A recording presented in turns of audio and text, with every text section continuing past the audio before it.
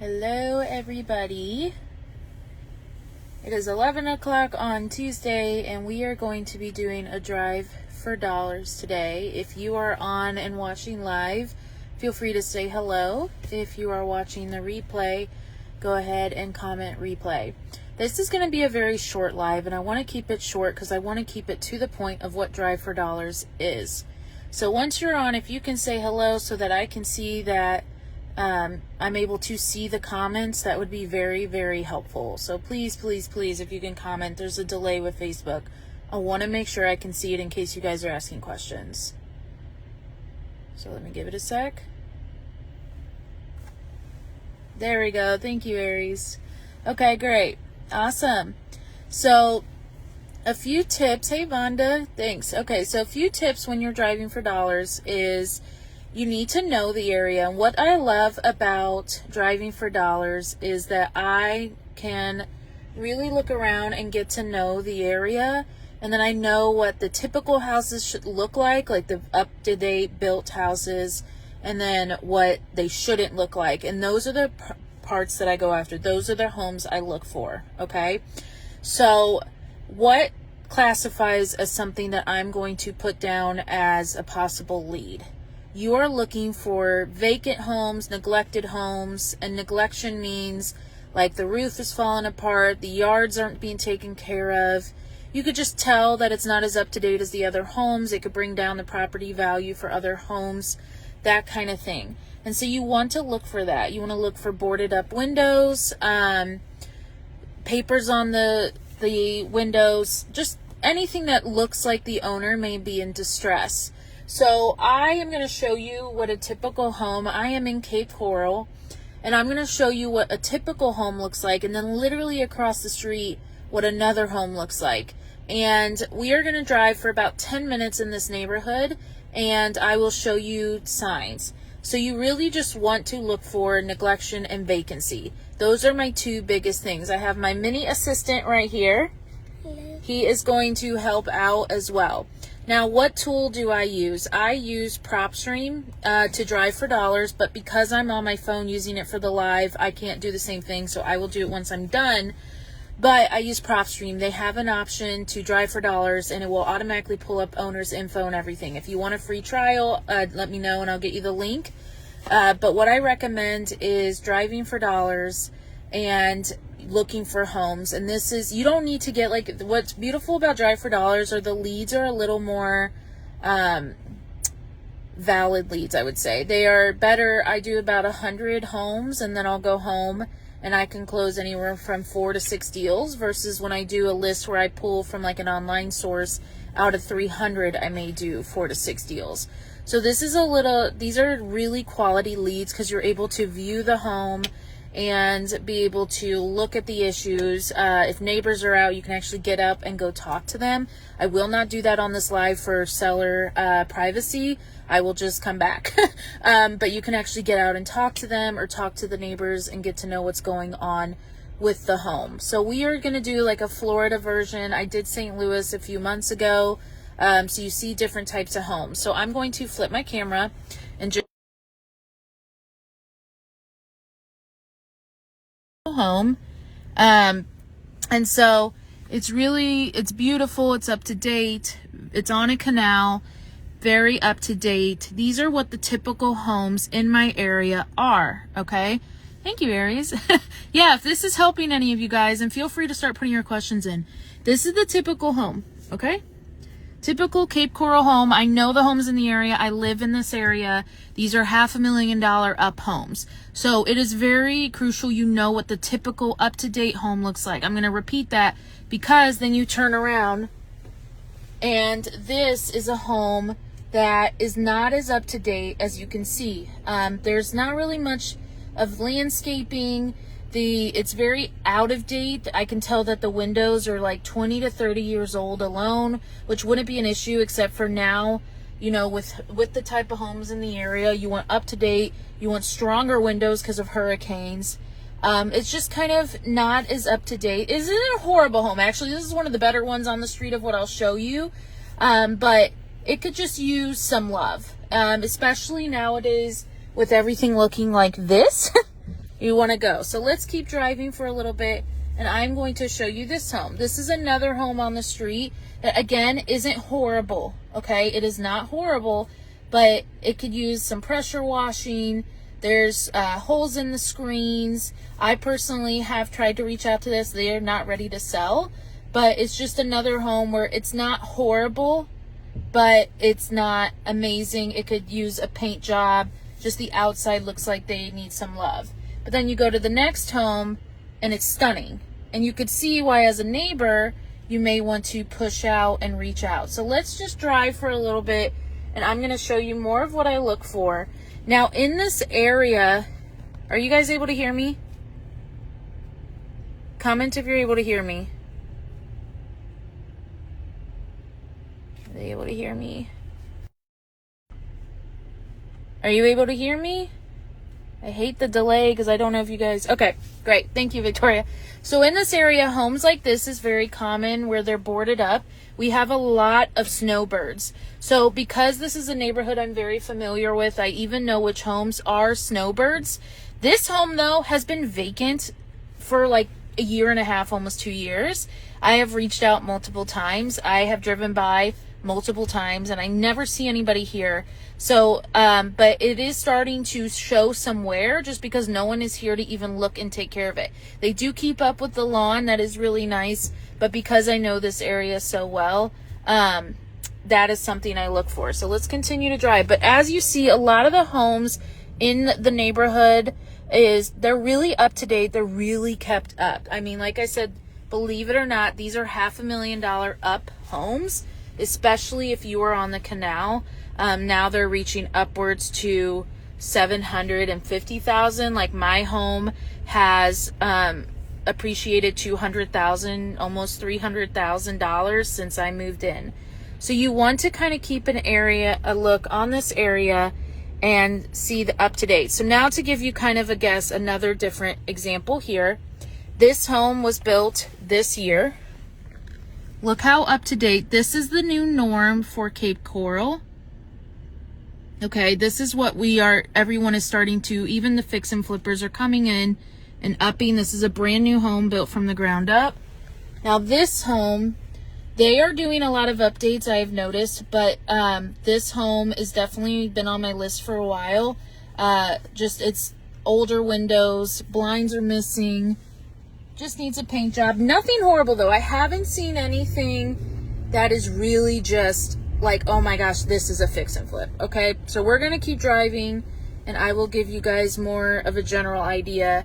Here's another one. I have someone behind me, so let me just kind of pull over and put on my blinkers. Give me 1 second.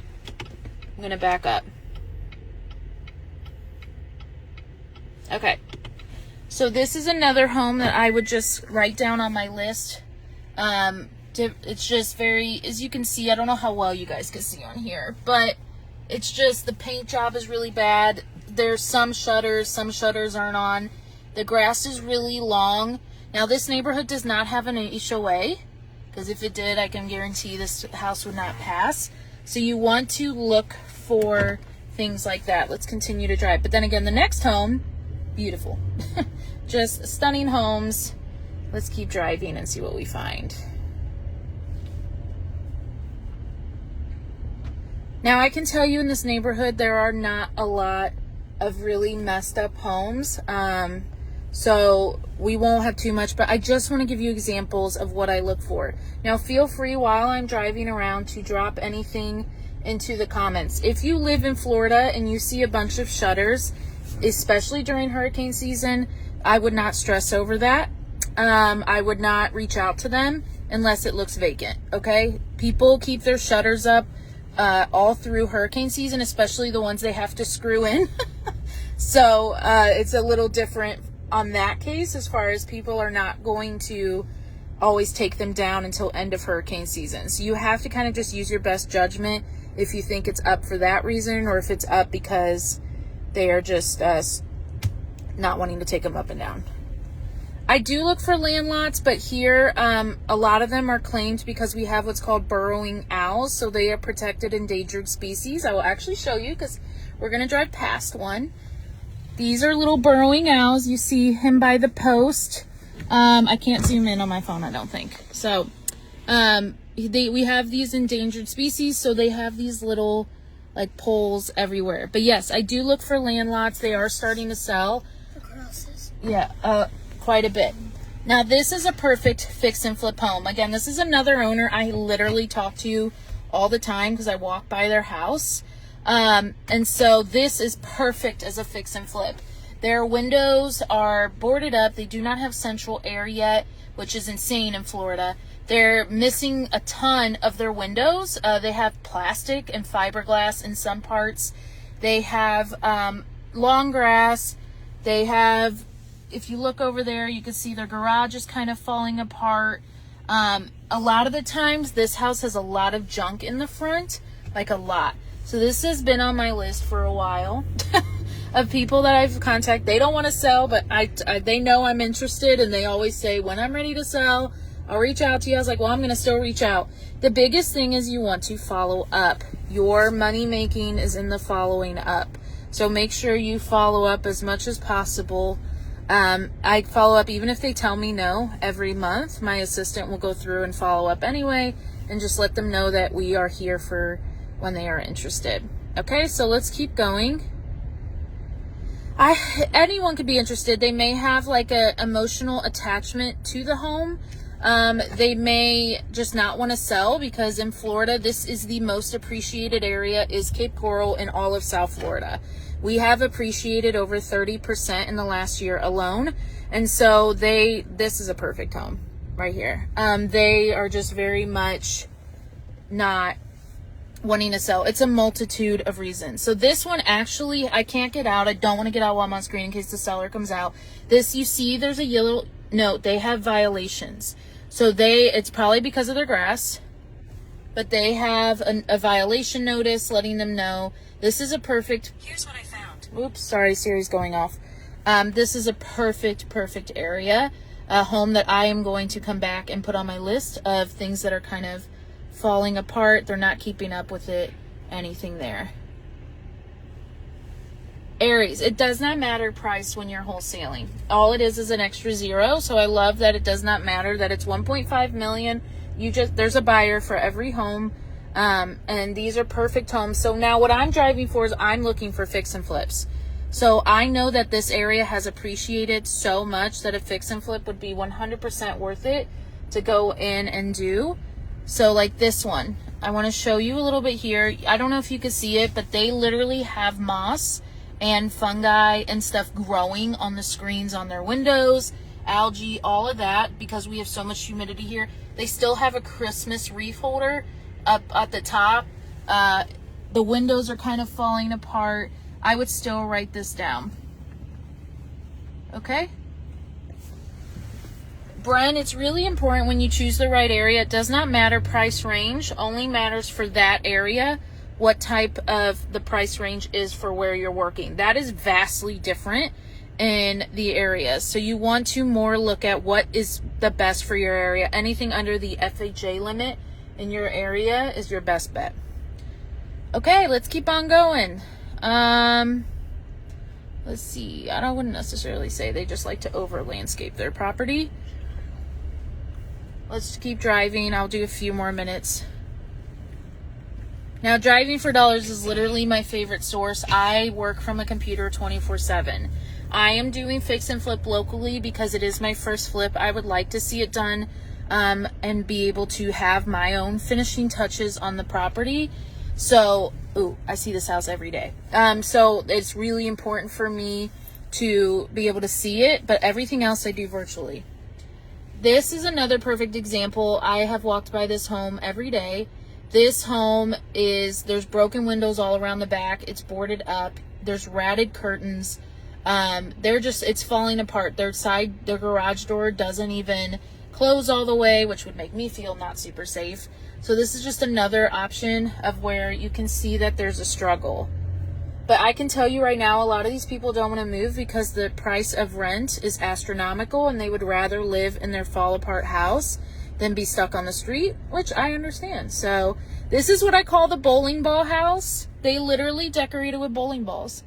Like if you look, even their mailbox, everything is in the front. It's nothing's wrong with this house. I don't contact them. They just have bowling balls everywhere.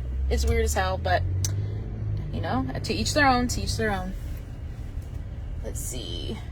Do a few more minutes.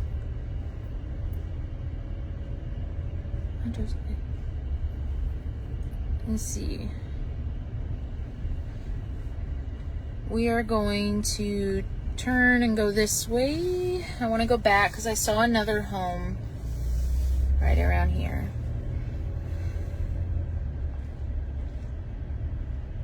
Aries, I do an Ask Us Anything on Friday. Bring that question. I'm going to keep this to Drive for Dollars just because I need to be fair to my students. So if you want to get on to and Ask Us Anything, I can answer those questions then. Not a problem. Or you can ask in the group and get other people's feedback. Which, by the way, I love all the action in the group, so keep it up. You're welcome to ask as many questions as you want in the group to get anyone's feedback. There's a lot of experience in the group. I talk to everyone as they come in, as you guys know, to get to know our members and all of that. So there's a lot of action. A lot of experience as well. Okay. Let me see if we can come across another really good one before I jump off here.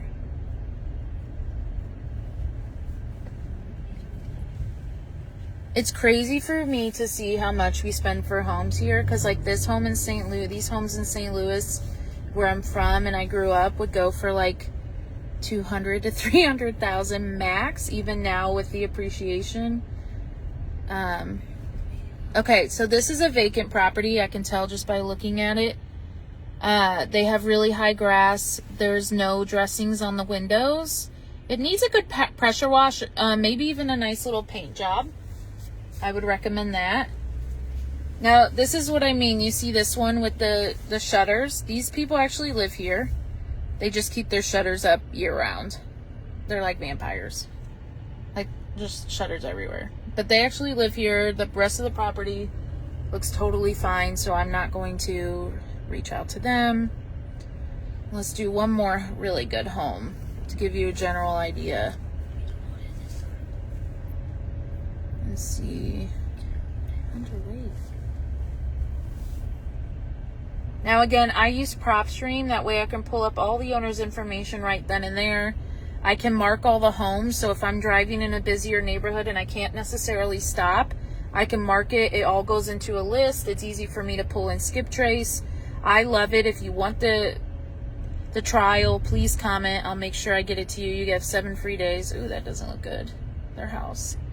And we'll go from there. Let's do one more street.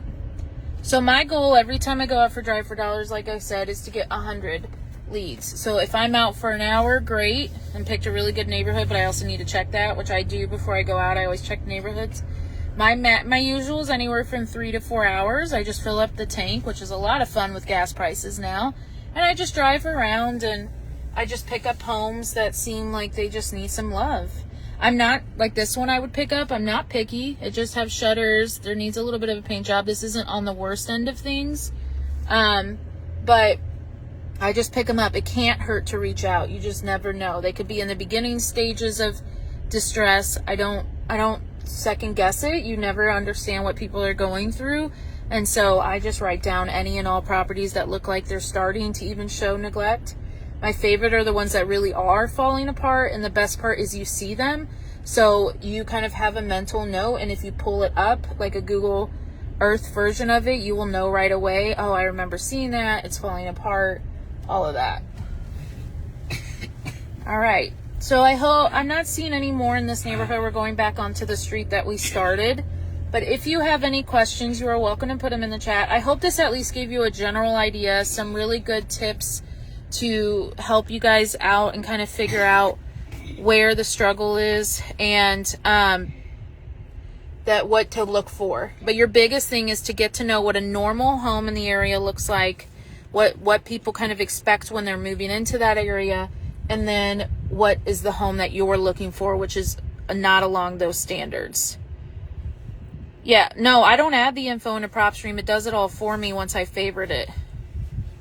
And I explained PropStream last week when we talked about systems, so you can definitely check that out. It also has the link if you want to go. So I hope this helped. Thank you everyone for your feedback. Let me know if you have any questions or comments below, and we will talk soon. Bye everybody.